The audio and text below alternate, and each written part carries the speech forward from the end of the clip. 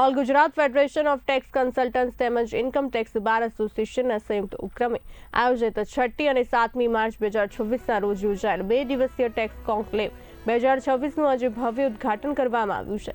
કાર્યક્રમમાં મુખ્ય મહેમાન તરીકે ગુજરાત હાઈકોર્ટના ન્યાયમૂર્તિ પ્રણવ ત્રિવેદી તથા અતિથિ વિશેષ તરીકે ગુજરાત રાજ્યના મુખ્ય કમિશનર સુશીલ કુમાર મધુક ઉપસ્થિત રહ્યા હતા તેમજ રાજ્યના વિવિધ શહેરોમાંથી આશરે 500થી વધુ સભ્યો કે જેમાં ચાર્ટર્ડ એકાઉન્ટન્ટ્સ, કર સલાહકારો તથા ધારાશાસ્ત્રીઓ મોટી સંખ્યામાં ઉપસ્થિત રહ્યા હતા।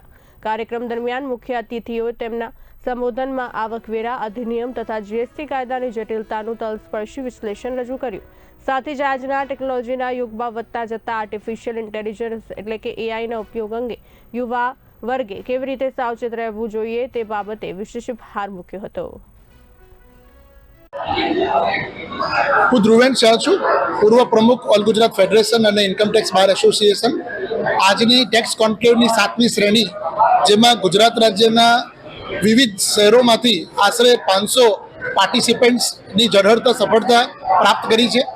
તેમજ વિદ્વાન તજજ્ઞો ગુજરાત રાજ્ય તેમજ ભારત દેશમાંથી અત્રે ઉપસ્થિત રહી અને જ્ઞાનની ગંગા આજે પીરસવાના છે। આવો વર્ષમાં એક વખત ટેક્સ કોન્ક્લેવનું બંને એસોસિએશન દ્વારા આયોજન કરવામાં આવે છે અને